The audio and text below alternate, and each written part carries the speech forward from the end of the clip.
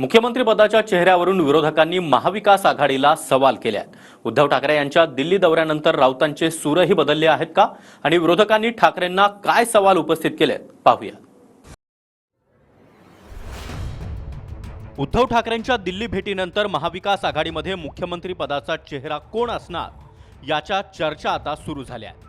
उद्धव ठाकरे दिल्लीमध्ये 30 दिवस जरी थांबले तरी ते मुख्यमंत्री पदाचा चेहरा बनणार नसल्याची टीका भाजपच्या सुधीर मुनगंटीवार यांनी केली आहे। त्यावर आधी महायुतीतला चेहरा ठरवा असं आव्हान विरोधकांनी दिलंय।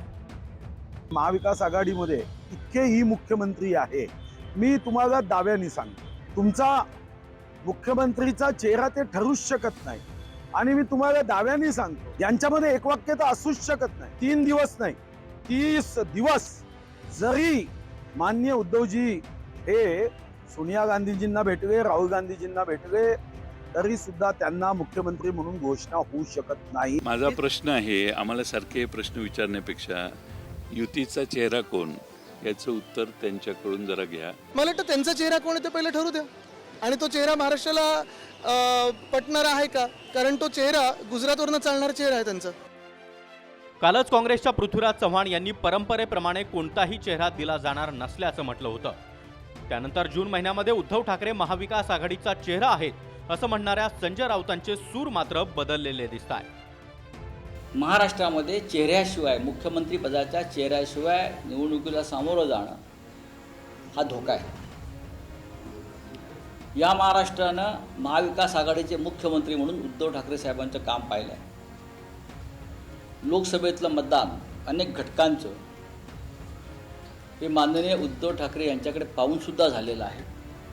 अर्थात तिघांची ताकद एकत्र होती, पण बिन चेहऱ्यांचं महाविकास आघाडी किंवा बिन चेहऱ्याचं सरकार हे अजिबात चालणार नाही। अशी एक चर्चा आहे की उद्धव ठाकरे हे मुख्यमंत्री पदाचे महाविकास आघाडीचे चेहरा असतील। महाराष्ट्रामधली परंपरा आहे की आपण जेव्हा विरोधी पक्ष म्हणून निवडणुकीला सामोरं जातो तेव्हा आपण कोणीही चेहरा प्रोजेक्ट करत नाही, चेहऱ्याची गरज नाही आहे। आम्ही महाविकास आघाडीच्या जाहीरनाम्यावर निवडणूक लढणार आहे आणि ती निवडणूक आम्ही सत्तेत आल्यावर आम्ही तो जाहीरनामा पूर्ण करणार आहे। त्यामुळं मला वाटतं की अशी परंपरा नाही आणि असं काही मान्यता मिळेल असं मला वाटत नाही। आणि परंपरा अशी आहे की निवडणूक झाल्यावर ज्या पक्षाच्या सर्वात जास्त जागा येतील त्या पक्षाला मुख्यमंत्री पद मिळतं। मग कुठल्या व्यक्तीला करायचं त्या पक्षाचे नेते ठरवतात। या डिसिजन विषयी तुम्हाला भविष्यात कळेल की ते सांगण्याची ही जागा नाहीये। आम्ही एकदा महाविकास आघाडी आहे असं म्हटल्यावरती कोणताही महत्त्वाचा निर्णय हा एक पक्ष जाहीर करणार नाही। कोणताही महत्त्वाचा निर्णय हा एक पक्षाने जाहीर केला म्हणजे 4 भिंतीत जे ठरलेलं आहे त्या कराराचं उल्लंघन केल्यासारखं। आम्ही एकमेकांशी बोलूनच सर्व निर्णय घेतो आणि सर्व निर्णय जाहीर। दिल्ली दौऱ्यावरून ठाकरे गट कायम महायुतीवर टीका करत आलाय। आता ठाकरेंच्या दिल्ली भेटीनंतर भाजपनं त्याच मुद्द्यावरून ठाकरेंवर जोरदार टीका केली आहे। खोटा स्वाभिमान दाखवण्याचा प्रयत्न तो स्वाभिमान जाऊन दिल्ली दरबारी लाचारी करून गमावला आणि त्याच्यामुळे मुख्यमंत्री पद कमावण्यासाठी त्या ठिकाणी स्वाभिमान गमावला आणि दिल्ली दरबारी सोनिया चरणी त्या ठिकाणी लाचारी पत्करली। त्या ठिकाणी सत्तेसाठी आंधळे झालेले आहात। मला असं वाटतं तुमचे 105 110 आमदार असतानाही तुम्हाला एकनाथ शिंदे साहेबांचं शेपूट धरून फिरावं लागतं, हाच तुमचा स्वाभिमान आहे का?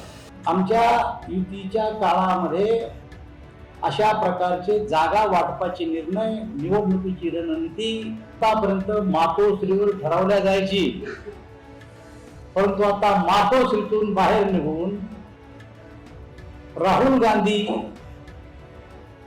आणि खरगेजीच्या दारात जाऊन उभं राहण्याची ही पाळी या राज्यातल्या जनतेने तुम्हाला खरं तर आणलेली आहे। भाजप नेते अवकाश काय?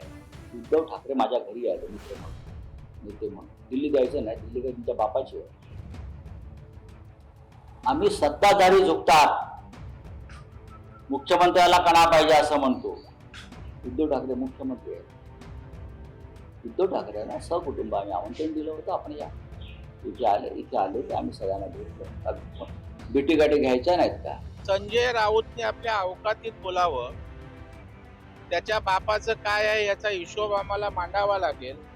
त्याच्यावर बाप काढणं, अवकात काढणं हे आपल्या महाराष्ट्राच्या संस्कृतीने परंपरेला शोभणार नाही. परंतु संजय राऊत आता भरकटलेला आहे.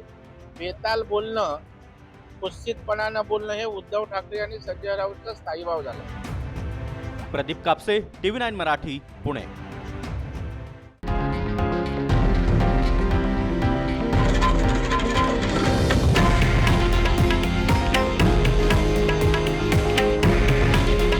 हे आहे देशातील नंबर 1 न्यूज नेटवर्क आणि आपण पाहत आहात TV9 मराठी.